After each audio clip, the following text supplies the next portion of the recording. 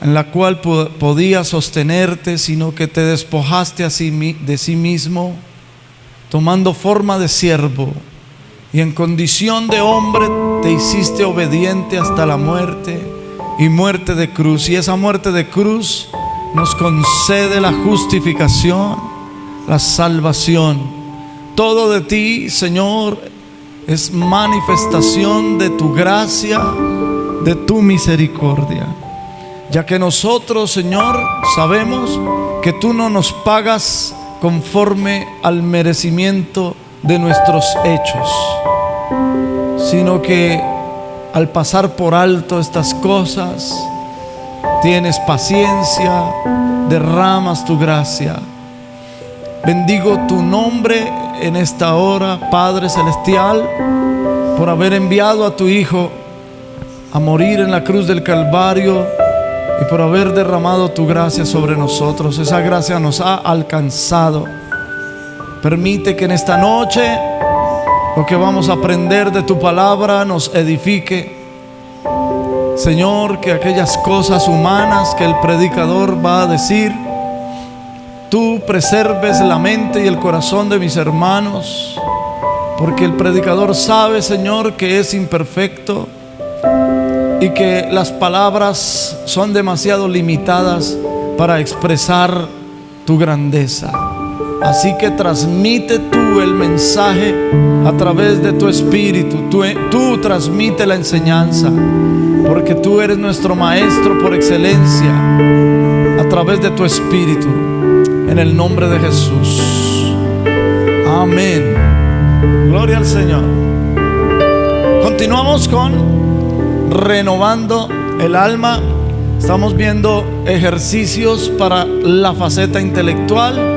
La semana pasada veíamos el primer ejercicio, plantar ideas. Hoy vamos a ver otros ejercicios, son más fáciles de explicar y más fáciles de entender. Realmente estos son, digamos, recuento. Estamos haciendo un recuento y a la vez recordando y a la vez expresando los otros ejercicios que podemos hacer para renovar el alma. Recuerde que renovar el alma empieza por la mente. La mente, hay que renovar la mente y por ahí se empieza. Ya hemos visto todas las tres dimensiones de la faceta intelectual, pero estamos viendo otros ejercicios para la faceta intelectual. Hoy el ejercicio número 2, el ejercicio número 3 y el 4. Son 4 ejercicios. El número 2 le hemos llamado la psicología del llegar a ser. ¿De qué se trata eso? Todo lo que es o llegará a ser es el resultado de todo lo que está ocurriendo en su mente. Los conceptos son el resultado de la procura en la organización de los arquetipos de la mente intuitiva por parte de y en la mente racional. En la gráfica lo podemos ver mejor. En la parte derecha tenemos la esfera que representa la mente intuitiva o la sabiduría. Sabiduría es el nombre bíblico. Y en la mente intuitiva hay arquetipos, o sea, hay millones y millones de datos. Esa información, esos datos están ahí de forma arquetípica. Cuando decimos arquetípico, ¿a qué nos referimos?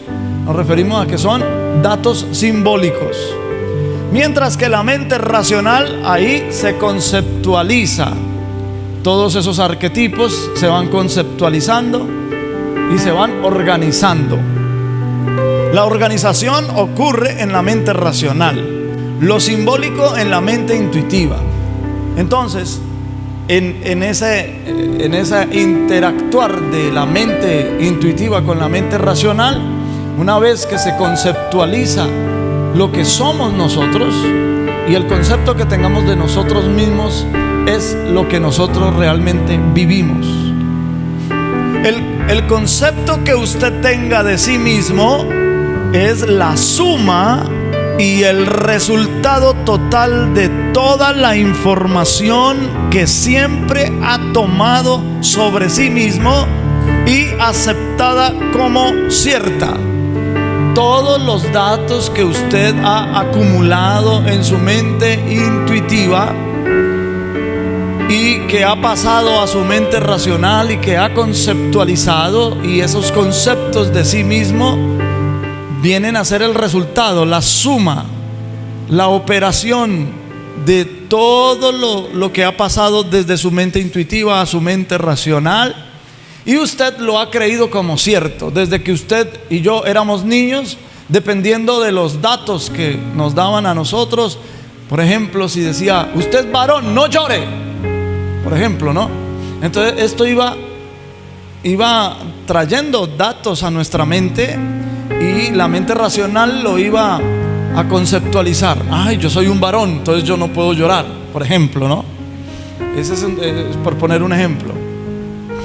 Su concepto propio es el mecanismo interno correspondiente que determina lo que le pasa. Significa que la renovación comienza con un cambio en su concepto de sí mismo. Lo que estamos aquí tratando de decir es que si esto es así, es como funciona nuestra mente, nosotros podemos aprovechar el funcionamiento natural de nuestra mente para trabajar en la renovación del alma. La renovación se empieza en la mente. Todo cambio se da cuando usted toma nueva información que establece creencias correctas. Las creencias correctas son muy eficaces para el cambio mental. Entonces hemos dicho que la palabra de Dios es como una escoba que barre todo mugre, toda suciedad, toda basura mental que quizás en un tiempo la hemos creído como cierta y que no corresponde con la realidad, o por lo menos con la realidad que Dios tiene para cada uno de nosotros. Entonces la palabra de Dios lo que hace es barrer. Y ahí, cuando nosotros comenzamos a tener esa nueva información, ¿cuál es la nueva información? La de Dios. ¿A través de dónde podemos aprender esa nueva información? A través de su palabra, a través de la Biblia.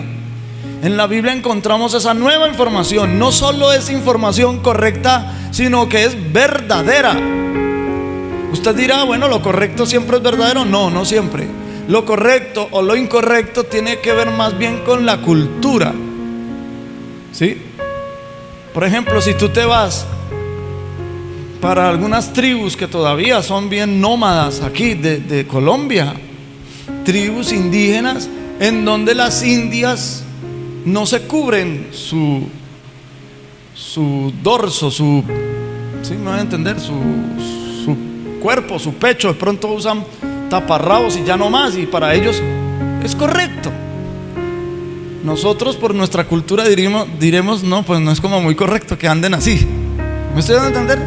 Entonces lo correcto y lo incorrecto tiene que ver más que todo con un trasfondo cultural. Pero lo verdadero siempre va a estar en la Biblia, y la verdad siempre nos va a llevar a lo correcto.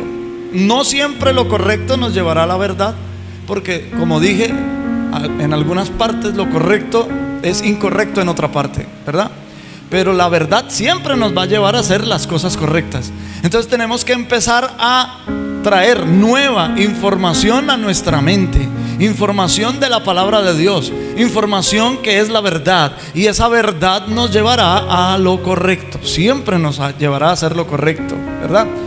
Cuando el apóstol Pablo en Romanos en el capítulo 1 habla que los gentiles, es decir, las naciones que no son Israel, ellos van a ser juzgados de acuerdo a su conciencia.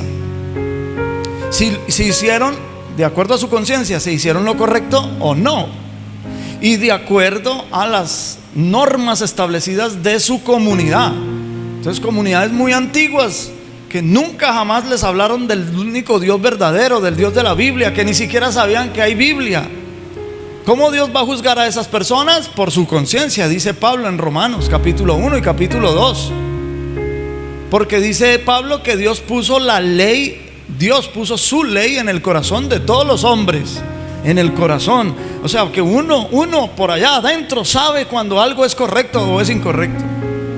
Si un indiecito que vivió en la América precolombina, por ejemplo, y que nunca nadie lo había cristianizado, no sabía ni que existía Cristo, nada de eso, ¿cierto? ¿cómo podía ese indiecito saber qué era lo correcto o lo incorrecto? Porque había en su fuero íntimo esa ley de Dios. Ejemplo, si venía otro indiecito y le robaba algo a ese, pues el afectado, la víctima, se sentía mal, porque le robaron una pertenencia, algo que le pertenecía a él.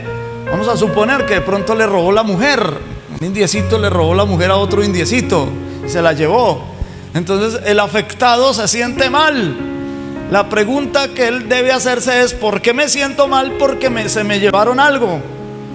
Porque el fuero íntimo del indiecito le dice que eso que le hicieron a él es incorrecto. O sea que ya él sabe, esto es malo, esto no hay que hacerlo, porque eso hace sentir a la otra persona mal. ¿Sí me voy a entender? Afecta a la otra persona, sin que allá en su comunidad hubiese una ley escrita que dijera que estuviera que eso fuese un delito, por ejemplo. No, en el corazón de esa persona sabía que eso que le hicieron es malo. Por lo tanto, él va a juzgar que él nunca le vaya a hacer eso a otro, nunca le quite algo a otro, porque él ya sabe que eso es malo, que afecta para mal, ¿verdad?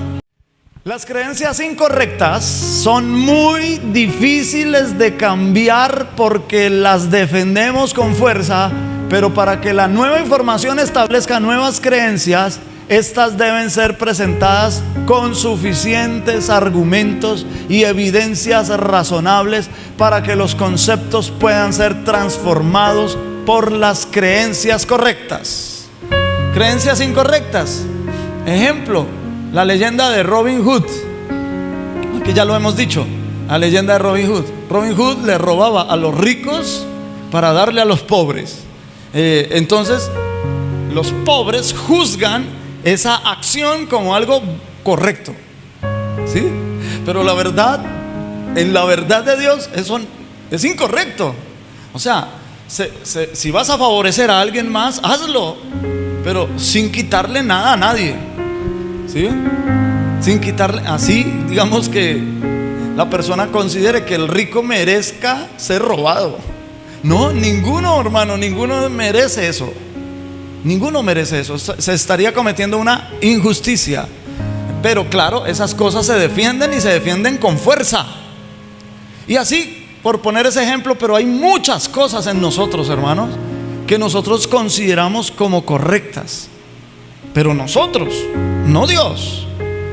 Entonces la nueva información, la de Dios, es la que va reemplazando esas creencias incorrectas por las correctas. ¿Cuándo una creencia es incorrecta? Bueno, cuando son limitantes mentales y emocionales. Si esa creencia, y esto sucede sobre todo en el ámbito religioso, en el ámbito religioso se cohíbe, se limita a la persona: no hagas esto, no comas esto, no te vistas así. Entonces te limita. Esa creencia no es una creencia correcta. O cuando estas, o sea, las creencias nos coaccionan, nos condenan, nos culpan, nos ocasionan miedo. ¿Sí? Si tú no haces así, entonces te vas para el infierno. Si tú no actúas de esta manera, entonces Dios te va a castigar. No, hermano, esas son creencias que incorrectas, que sobre todo se manejan en el ámbito religioso, cuyos líderes utilizan esto como un mecanismo de control. ¿Cómo se transforman por las correctas? Bueno, cuando me pregunto, bueno, ¿esto es lo que Dios ordena? Si algo me están enseñando, bueno, ¿esto es lo que Dios ordena realmente en su palabra? ¿Esto es lo que realmente le da la gloria a Dios? ¿Es esto lo que Dios quiere para mi vida? ¿Este es el conducto regular divino o es el conducto regular humano? ¿Sí ven? Esas preguntas nos van a ayudar a saber si esta creencia es correcta o no. ¿Ve? ¿Esto le da la gloria a Dios? ¿Esto que yo estoy haciendo es una iniciativa divina o es una iniciativa humana? ¿Es algo que yo quiero o es lo que Dios quiere? Así, al cuestionar las antiguas creencias es que se les da cabida a las correctas y el concepto sobre sí mismo comienza a ser transformado. El concepto de sí mismo comienza a ser transformado. ¿Cómo? Cuando las creencias correctas reemplazan las creencias incorrectas. Claro, repito, es muy difícil reemplazar las incorrectas. Las incorrectas se forman como paradigmas en nosotros y las defendemos, ya dijimos, con mucha fuerza. Cada uno de nosotros estamos en un estado de crecimiento, de desarrollo espiritual, donde el espíritu anhela abrirse paso en el alma. El espíritu evolucionará o involucionará de acuerdo a lo que sea en su mente la meta dominante. Si usted tiene como meta dominante crecer en el conocimiento de Cristo, usted pensará constantemente en eso y su energía se encauzará hacia esa meta dominante, la cual es ascendente, y el espíritu evolucionará. Pero, por ejemplo, un alcohol o drogadicto se mueve hacia lo que se encauza por la energía que se da a partir de lo que hay en su mente, y su espíritu involuciona y decae. Para que su espíritu evolucione rápidamente, debe tener claras sus metas y metas dominantes. Pero hay dos obstáculos para esta psicología del llegar a ser. Primero, la homeostasis es el deseo de consistencia natural de la mente, de permanecer constante con lo que ha ocurrido en el pasado, o es el deseo de mantener un status quo. Vamos a poner un ejemplo bíblico. Unos judíos que se fueron para Egipto y donde Jeremías fue a darles la palabra de Dios, pero esos judíos rechazaron la palabra de Dios porque tenían este problema. Vamos a leerlo. Jeremías 44, 16 y 17. La palabra que nos has hablado en nombre de Jehová, no la oiremos de ti, sino que ciertamente pondremos por obra toda palabra que ha salido de nuestra boca, para ofrecer incienso a la reina del cielo, derramándole libaciones como hemos hecho nosotros y nuestros padres, nuestros reyes y nuestros príncipes en las ciudades de Judá y en las plazas de Jerusalén, y tuvimos abundancia de pan y estuvimos alegres y no vimos mal alguno. Si pudiéramos seguir leyendo el pasaje, pero por falta de tiempo, en ese pasaje ellos dicen: cuando nosotros estábamos en Israel y no adorábamos a la reina del cielo, allá en Egipto la reina del cielo es Isis, o sea, es un ídolo, es un dios falso. Cuando estuvimos sin ofrecer incienso ni derramar libaciones a Isis o a la reina del cielo, nosotros tuvimos hambre, fuimos perseguidos. Pero desde que estamos aquí en Egipto y le estamos quemando incienso a la reina del cielo, desde que le derramamos libaciones, pues no hemos visto mal alguno. Hemos tenido abundancia de pan, nos va bien. ¿Se da cuenta? Entonces esto se vuelve un pragmatismo religioso. La persona pragmática, ya aquí habíamos hablado sobre eso. La persona pragmática pues es la que está inclinada a hacer lo que funciona dentro de su realidad relativa, pero que no puede ver más allá de eso. Y los paradigmas, las cosas incorrectas, hacen que esta homeostasis, ellos quieran repetir lo que han hecho antes y que les ha funcionado. Nótese que ahí dice: así como hemos hecho nosotros y nuestros padres, nuestros reyes y nuestros príncipes. Y eso no lo hacíamos solo aquí en Egipto, sino en las ciudades de Judá, en las plazas de Jerusalén. Y por hacer eso tuvimos abundancia de pan, estuvimos alegres y no vimos mal alguno. ¿Sí? Ellos están diciéndole: Jeremías, tú nos estás diciendo que nosotros estamos equivocados, que vamos por la senda incorrecta, pero el que está equivocado eres tú. Esa palabra que tú nos estás dando de parte de Jehová, nosotros no la vamos a recibir. No la recibimos. ¿Por qué? Porque vemos que lo que hacemos nos funciona y es lo que nos importa. No me importa Dios, no me importa su palabra, la palabra que envía a través de profetas o lo que sea, no importa. Aquí estamos bien, no hemos visto mal alguno, tenemos abundancia de pan, estamos alegres. ¿Se da cuenta?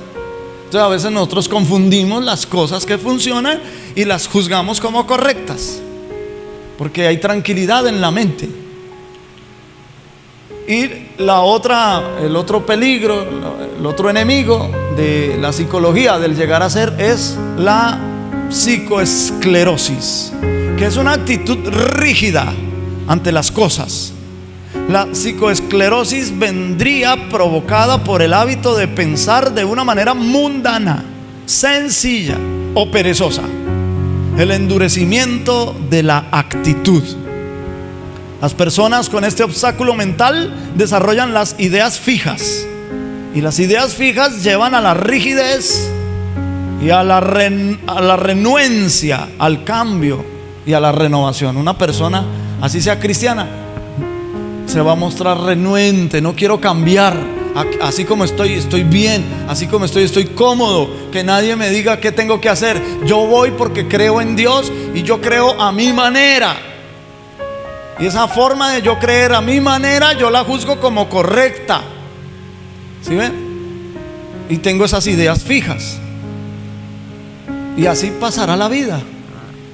Y una persona así no tendrá nunca poder espiritual, nunca tendrá crecimiento, ni se desarrollará en el servicio a Dios.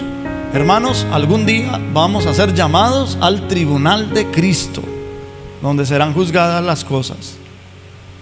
Génesis 4, 6 al 8, para dar un ejemplo de este obstáculo mental. Entonces Jehová dijo a Caín: ¿por qué te has ensañado y por qué ha decaído tu semblante? Si bien hicieres, no serás enaltecido, y si no hicieres bien, el pecado está a la puerta.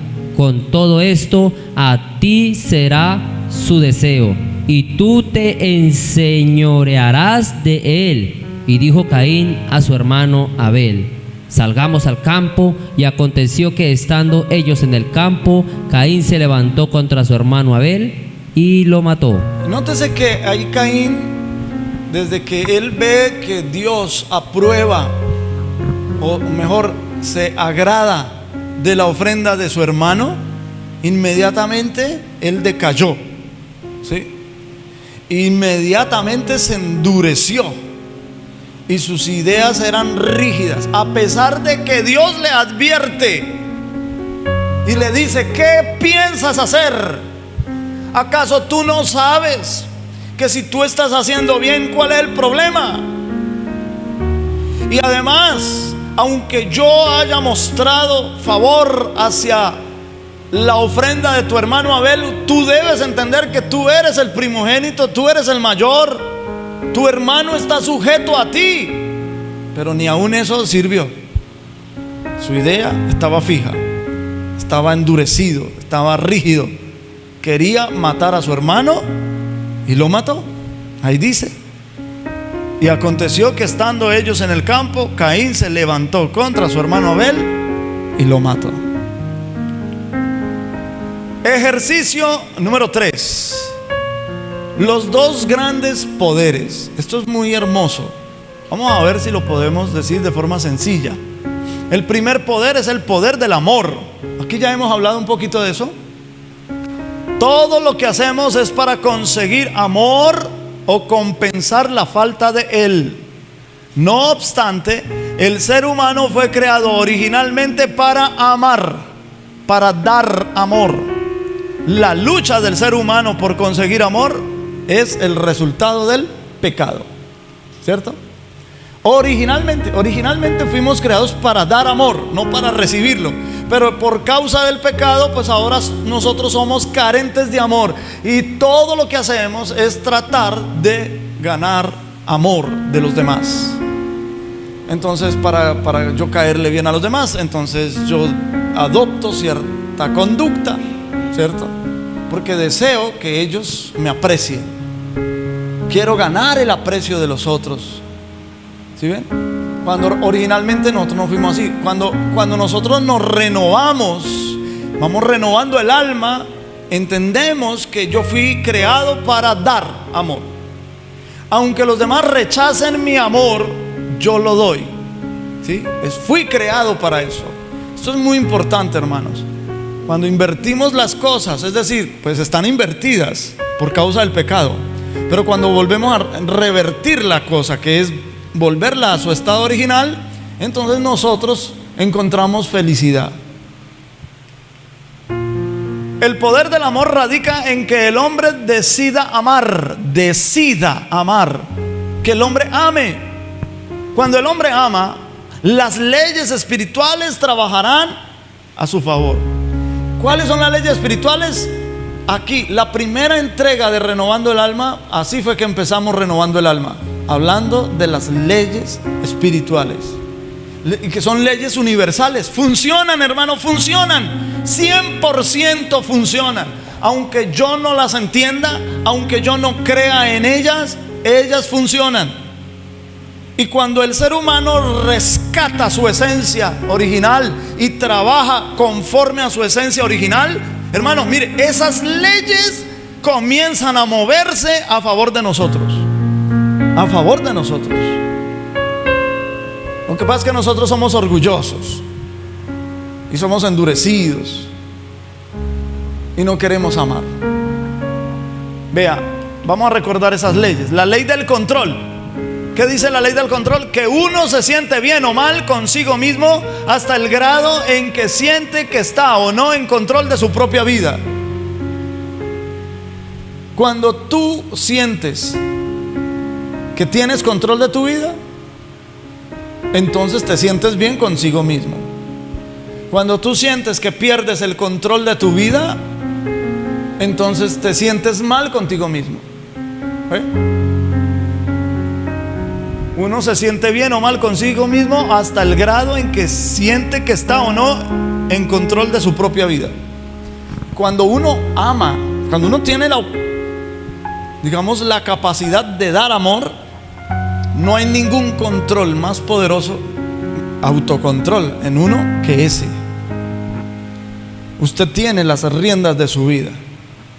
Usted no se va a ver afectado por las cosas adversas que se presenten. Usted tiene claro su propósito y camina hacia él.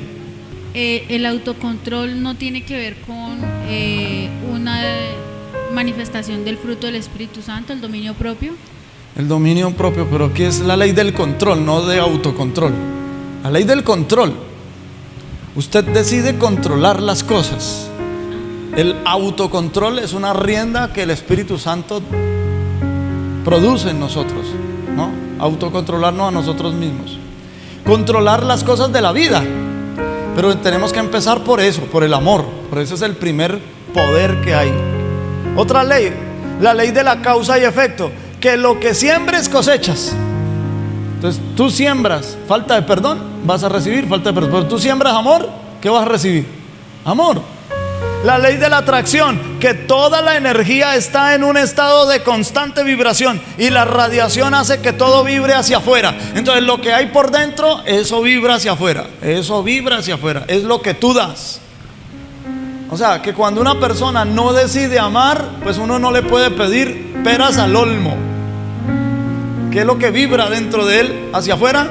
Pues narcisismo, orgullo, envidia, bueno, tantas cosas que podríamos mencionar acá. Otra, la ley de la correspondencia, que como adentro, así afuera. Eso se ve por fuera, hermano.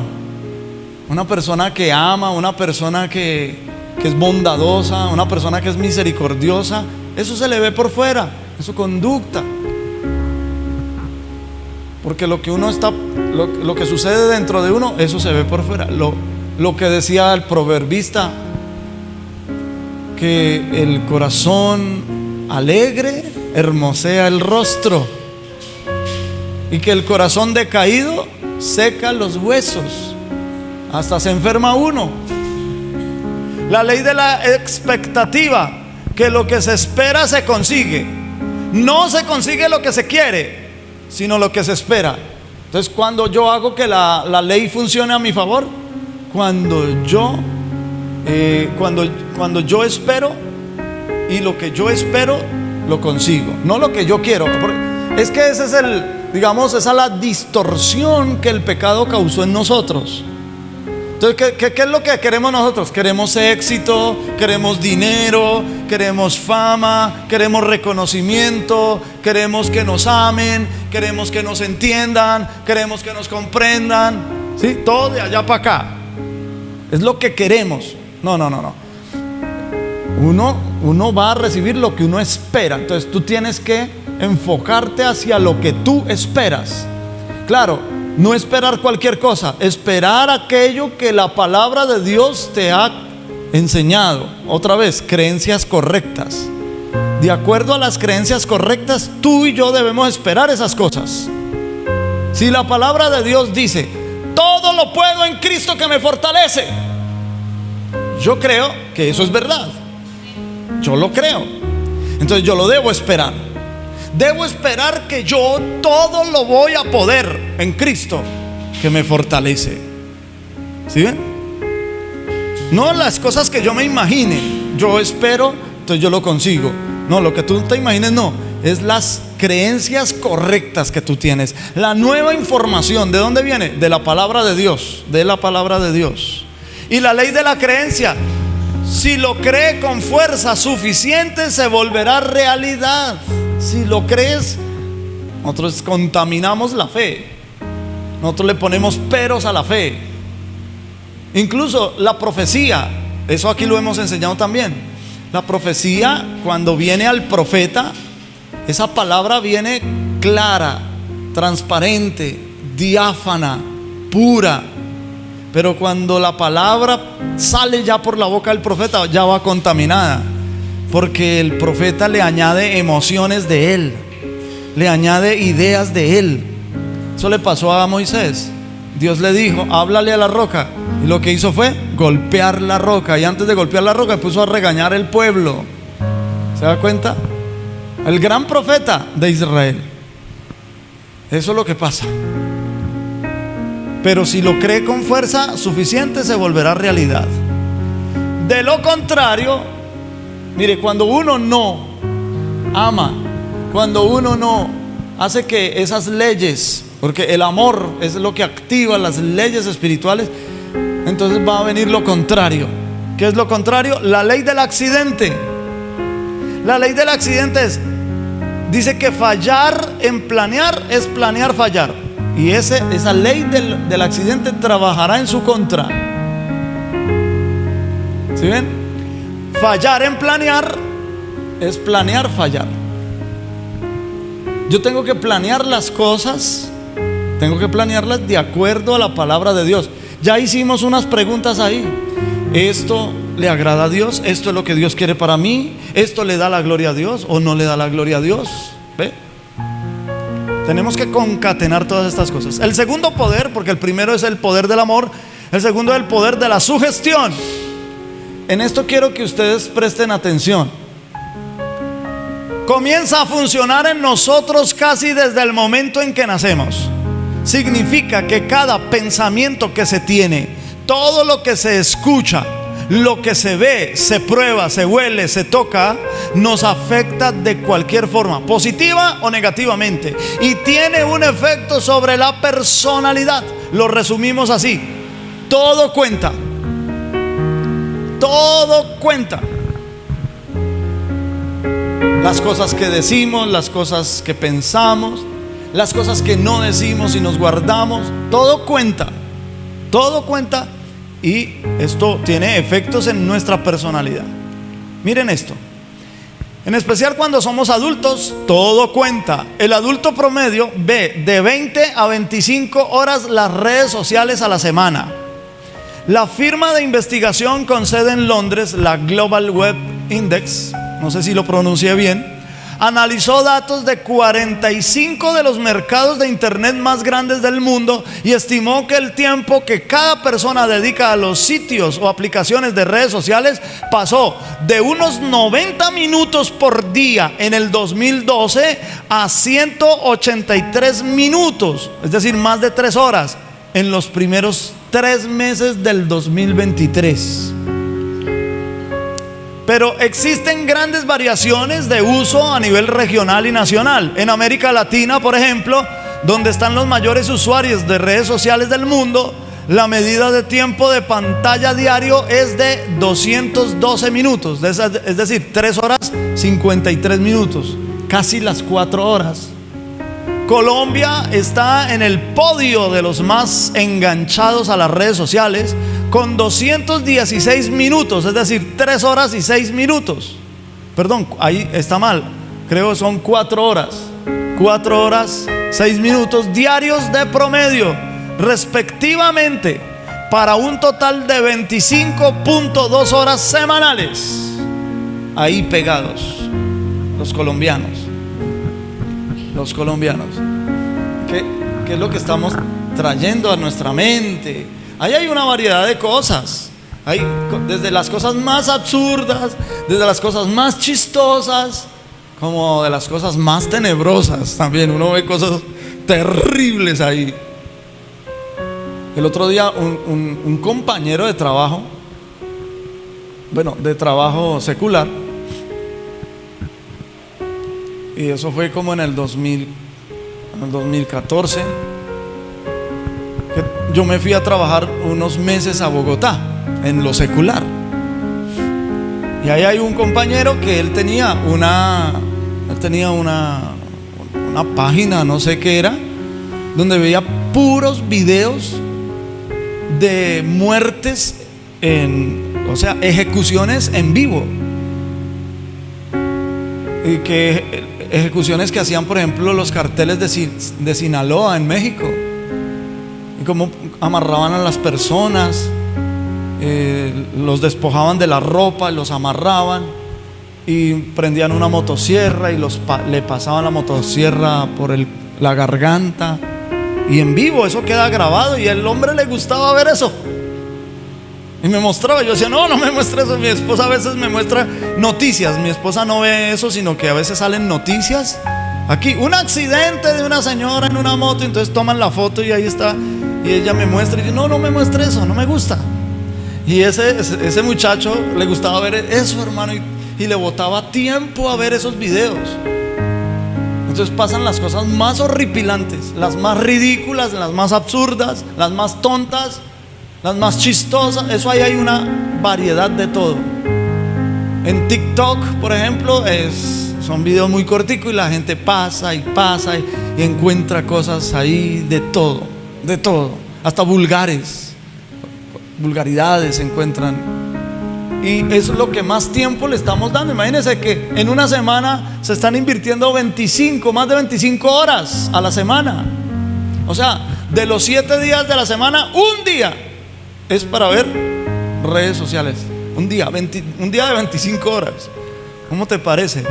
¿Cree usted que las influencias sugestivas tengan algún efecto sobre su futuro? Lo plantearé de esta manera: todo cuenta. Hágase la pregunta: ¿qué es lo que quiero en la vida? Esta pregunta se relaciona profundamente con lo que Dios puso en usted desde que fue concebido en el vientre de su madre. Dios puso en cada uno de nosotros el sentido del propósito para nuestra vida. Lo que escogemos ser no siempre corresponde con el propósito de Dios para nuestra vida, y por eso somos infelices. Mire que nosotros le decimos a los chicos: ¿qué vas a estudiar? Y los padres comienzan a tratar de ejercer influencia sobre los hijos. Vea, ¿por qué no estudia esto? Que esto es lo que está dando. Mire, y a veces los muchachos, por complacer a sus padres, se meten a estudiar esas carreras que no les gustan, y pueden llegar a graduarse, y pueden llegar a recibir el título y a trabajar en eso, pero no se sienten que estén en su propósito. ¿Sí me estoy dando a entender? Hay que dejarlos que ellos escojan lo que quieran y apoyarlos hasta donde sea posible. Si quiere ser deportista, futbolista, hay que apoyarlo. Y si ese es el propósito de Dios en su vida, por ejemplo, ¿usted cree que si, por ejemplo, a Messi no lo hubieran apoyado, que estuviera haciendo Messi por ahí, trabajando en otra cosa, si hubiera perdido ese talento, por ejemplo, ¿no? Pero es el talento de él, y lo hizo y lo hace, y digamos es feliz porque hace lo que está acorde con el propósito de Dios en su vida. Que parece que uno dice, pero parece que si él es una persona famosa pero no conoce a Cristo, ¿será que ese es el propósito de Dios para su vida? No sabemos más adelante. Las personas de gran influencia, Dios puede tener un propósito detrás de la influencia que ellos ejercen en el mundo entero. ¿Sí ven? Bueno, no siempre lo que nosotros escogemos ser corresponde al propósito de Dios para nuestra vida. Por eso somos infelices. Una vez haya hecho la pregunta, mire a la palabra de Dios y determine qué es lo correcto para usted y qué es lo incorrecto. Así podrá tener una herramienta de medida para saber qué es lo correcto o lo incorrecto. Todo lo que lo impulse hacia lo que la palabra de Dios indique sobre el propósito será lo correcto, y todo lo que lo impulse hacia lo contrario será lo incorrecto respecto a su propósito. Pero todo cuenta, porque la naturaleza de la personalidad es que lo cuenta todo, todo lo tiene en cuenta. Ejercicio número 4: leyes mentales. No son las leyes espirituales, estas son leyes mentales. Veamos. La correlación entre las facetas almáticas funciona a la velocidad de la luz, por lo que será difícil identificar si un hábito o una decisión es algo de la mente o de la emoción o de la voluntad. No obstante, todas las emociones y decisiones volitivas deben pasar por la mente, se tenga o no un buen proceso mental de análisis. Primera ley, la ley del hábito. Esta ley es muy similar a la ley de la inercia, o conocida también como la primera ley de Newton.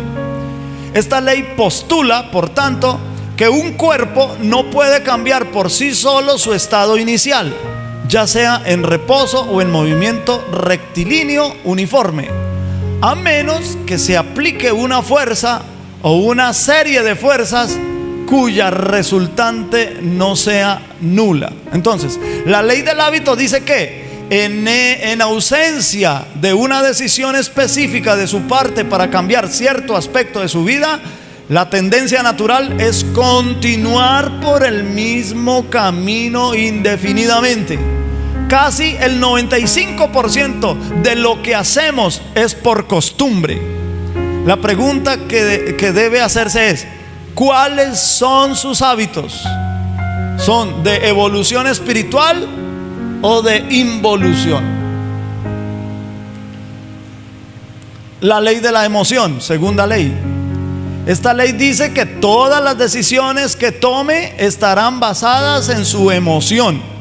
Debido a la desalinealidad del alma, la velocidad y la magnitud de energía en la faceta más externa es mayor que la o las facetas más internas. Y como las decisiones son, en primer momento, una actividad mental, entonces la emoción dirige con mayor velocidad las decisiones mentales, aunque menos veloz a las acciones volitivas. Voy a tratar de decir esto.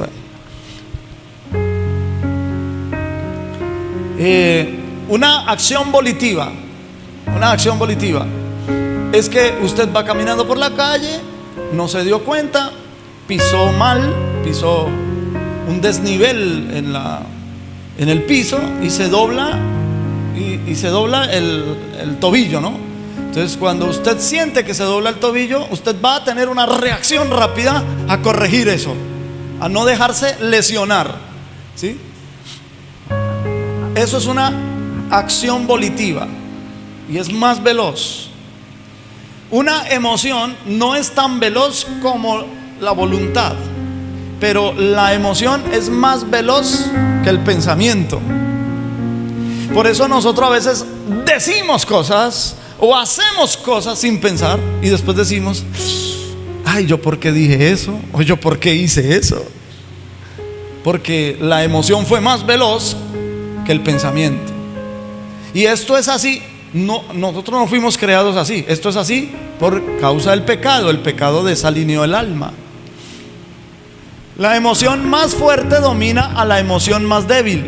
Si la emoción predominante es el miedo determinará lo que haga. Si es el deseo determinará lo que haga. Las dos emociones más fuertes y que combaten en nuestro interior, sus miedos lo detienen y sus deseos lo impulsan. El deseo es producto de una carencia, de un vacío. El vacío es una ilusión de la realidad relativa en donde el ser humano existe y se mueve por ahora. ¿Sí? ¿De dónde salen los deseos? De una carencia, de una necesidad. Al carecer de algo, dentro de uno hay un vacío. Entonces yo quiero llenar ese vacío y se produce un deseo. Por eso es incorrecto decir que Dios desea, porque Dios no tiene carencia de nada, no tiene necesidad de nada. Lo que Dios hace es anhelar. Y el anhelo es una, digamos, una energía vehemente para dar. En otras palabras, el deseo quiere recibir y el anhelo quiere dar. Esa es la gran diferencia entre deseo y anhelo. ¿Ve? Entonces Dios no desea, Dios anhela.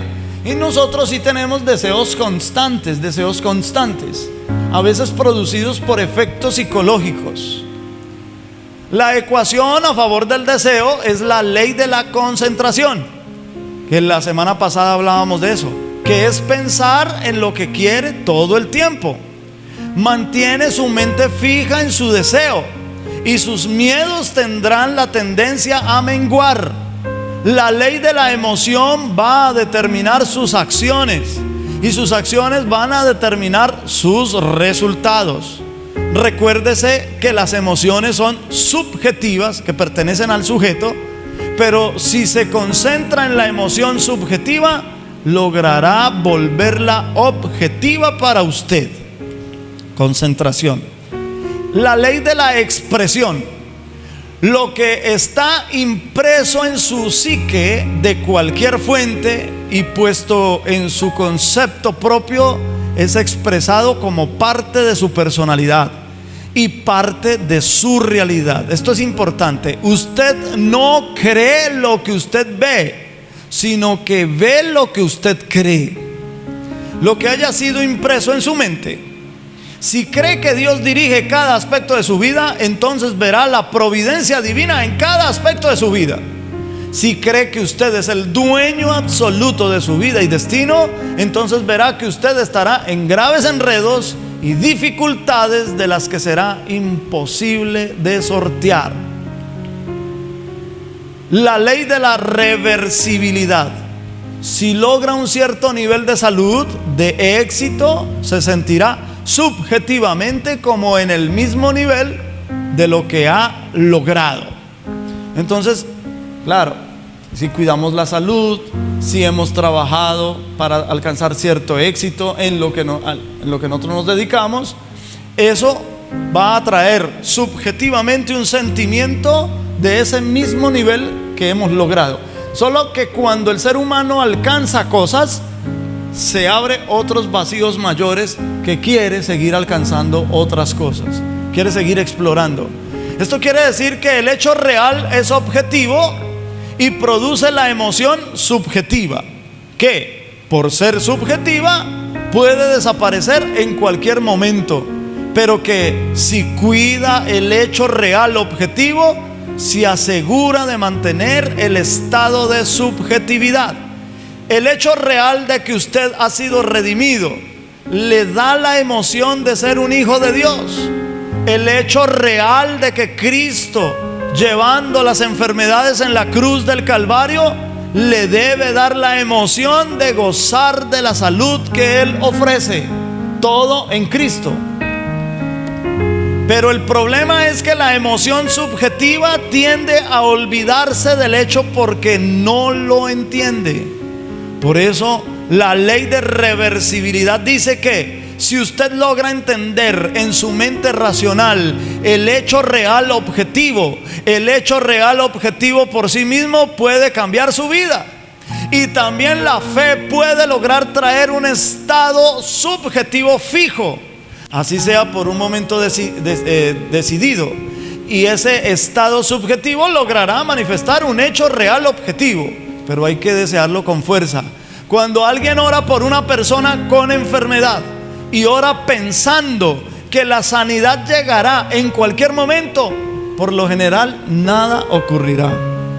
Pero si la persona que ora lo hace con fe y logra proyectar su mente y con la fuerza que proviene de su voluntad, usted decide voluntariamente creer que la sanidad ya ha llegado, ya ha sido hecha en la persona, y además la persona que ora siente la sensación de que ha llegado ese poder, el poder divino se verá obligado a reaccionar y manifestarse.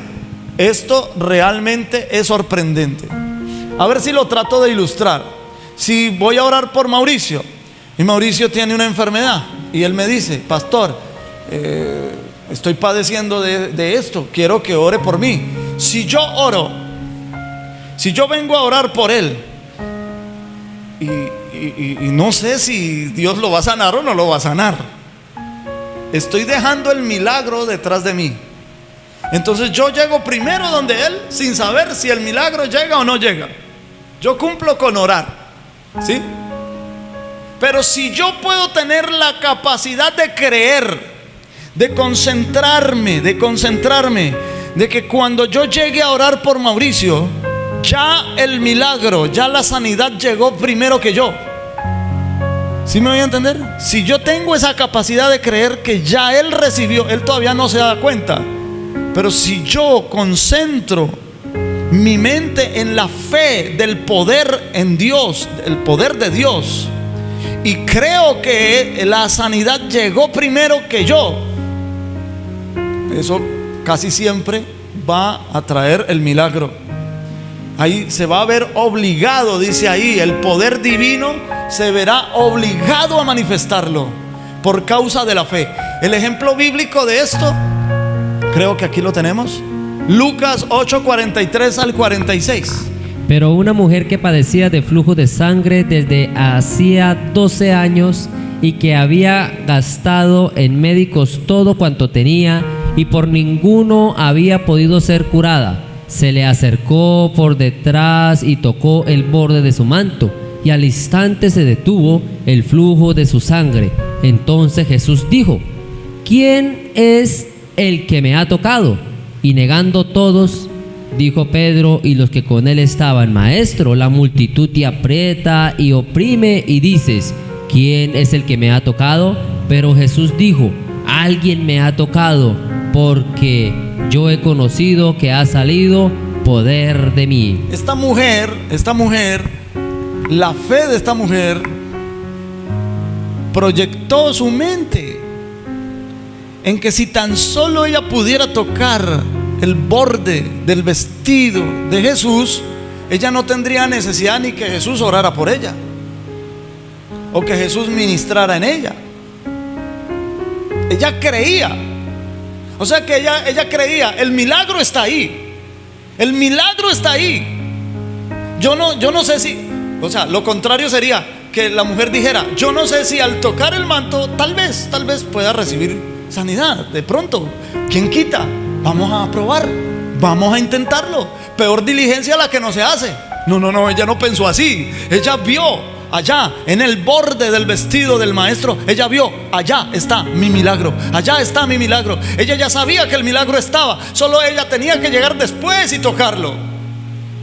Y efectivamente tocó, y al instante, dice, al instante el flujo de sangre se detuvo. Ocurrió el milagro. Y Jesús supo: uy, alguien me tocó, y me tocó de una forma, o sea, esa mujer obligó al poder divino manifestar el milagro en ella. Y así hay otros ejemplos. El del centurión. No soy digno que entres en mi casa, solo manda la palabra. Yo sé que ya el milagro está hecho, solo con que tú lo pronuncies. Tú pronuncia la palabra y yo sé que mi criado sanará. Y así fue. La mujer sirofenicia. Y el Señor Jesús, para darle una gran lección a los discípulos, esa mujer estaba detrás de ellos. Señor, ten misericordia de mí, que mi hija es gravemente atormentada por un demonio. Pero el Señor seguía. Primer obstáculo. El Señor Jesús le quería mostrar a los discípulos: miren lo que es creer, miren lo que es la fe. Y es una mujer que no es de Israel, era una mujer sirofenicia. Entonces el Señor se hace como el que no la atiende. Primer obstáculo, pero ella no se da por vencida. Ella sabe que ahí está el milagro. Ella sabe que el milagro ya está ahí. No es que quién sabe si de pronto se hubiese desanimado, no me quiere atender, quién sabe quién se cree este señor, tendrá mucha fama y todo, pero yo no voy a rogarle. No, ella no se da por vencida y sigue clamando y sigue gritando hasta que los discípulos dicen: Señor, mire, ya, Señor, atiéndala, despídala. Mire que da voces tras de nosotros. Entonces el Señor pues por fin se para y le dice: mira, lo que pasa es que yo fui enviado solo a las ovejas perdidas de la casa de Israel. Segundo obstáculo. Primer obstáculo, como que la indiferencia al Señor. Segundo obstáculo: no, yo no puedo hacer nada por ti. Yo vine fue para los hijos de Israel. Y luego ella dice: Señor, yo sé que en ti encuentro lo que necesito. Pero hija, es que si aunque yo quisiera, el pan que yo traigo es para los hijos, no para los perrillos. Tercer obstáculo. Pero ella no se da por vencida. Señor, no hay problema. Yo no estoy pidiendo que me des el pan de la mesa, las boronas, las migajas que caigan de la mesa, con eso me es suficiente. Mujer, cuán gran fe tienes. Ve que tu hija ya está sana. Y los evangelios reportan que en aquella misma hora la chica fue sana. O sea, parece ser que de los discípulos se fueron a verificar el milagro. Ella sabía que el milagro estaba ahí. Solo necesitaba perseverar en su fe. Aunque aquí no hay una persona orando por otra, la fe de la mujer afectada por la enfermedad creyó, accionó y obligó, sin saberlo, el poder que había en Cristo para sanar. Quinto, la ley de la práctica. Si la fe es ejercitada una y otra vez, aunque no sea una gran fe, la calidad de esa fe se optimiza cada vez más. Lucas 17, verso 5 y verso 6. Dijeron los apóstoles al Señor: aumentanos la fe. Entonces el Señor dijo: si tuvierais fe como un grano de mostaza, podríais decir a este sicomoro: desarráigate y plántate en el mar, y os obedecería. Si tuvierais fe como un granito de mostaza. No se necesita tener gran fe, hermanos. Un poco de fe, pero con un buen contenido. Déjeme aquí en un minuto lo trato de expresar. ¿Qué significa poca fe con gran contenido? Pues el granito de mostaza es una semillita chiquitita, pero la Biblia dice que esa semillita tan chiquitita se convierte luego en la hortaliza más grande, un árbol, donde las aves hasta vienen y hacen sus nidos. Entonces esa semillita chiquita tiene un gran contenido. La fe de nosotros es lo mismo. Nosotros tenemos fe, pero si no le damos contenido a la fe, si no le damos calidad de contenido a esa fe, pues entonces es una fe improductiva. ¿Sí me va a entender? ¿Cómo se le da un buen contenido de fe? Otra vez, con la nueva información de la palabra de Dios, donde trae la verdad, y la verdad siempre nos llevará a lo correcto. El contenido, la calidad de nuestra fe es lo que determina el milagro. Tener fe, dijo Jesús, no significa cantidad, sino calidad. Una persona tiene fe o no la tiene.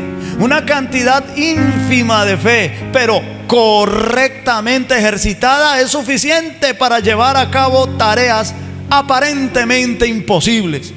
Lo que importa en la fe no es tanto la cantidad, sino que sea verdadera o bíblica, mejor dicho. Aquí se trata de la fe como don de Dios. Dios da la fe, y al tenerla somos responsables de desarrollarla o de darle contenido y un desarrollo prácticamente.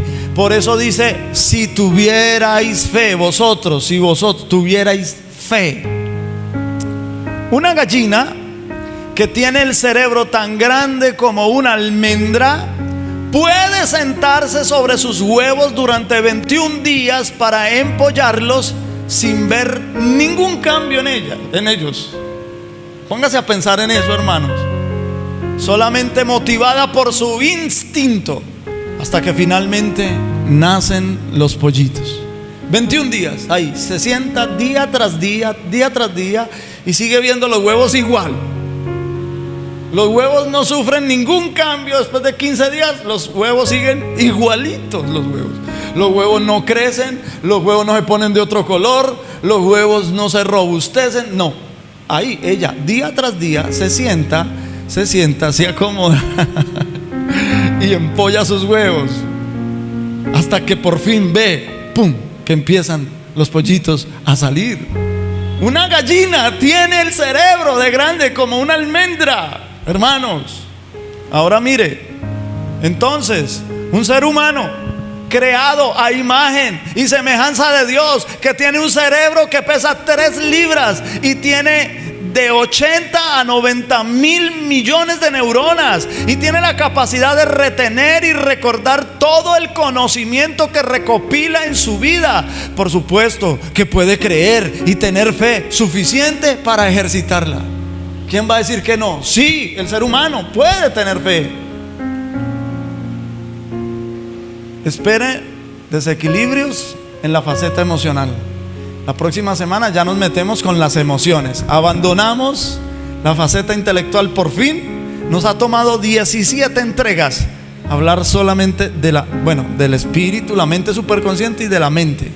Pero de ahora, de la próxima entrega en adelante, ya vamos a ver que todo lo que hemos recopilado, toda esta información que hemos recopilado en estos 17 entregas, nos van a servir para hablar de las emociones, y después pasaremos a la voluntad. Mis queridos hermanos, quiero hacer una oración especial por usted que vino esta noche. Cualquier cosa, cualquier obstáculo que se esté presentando en tu vida, en el nombre poderoso de Jesús, ahora mismo, Padre, en el nombre de Cristo Jesús, oro por mi hermano, por mi hermana que están aquí presentes, por los que vinieron en esta noche. Señor, ahora mismo en el nombre de Jesús, todo lo que está, Señor, obstaculizando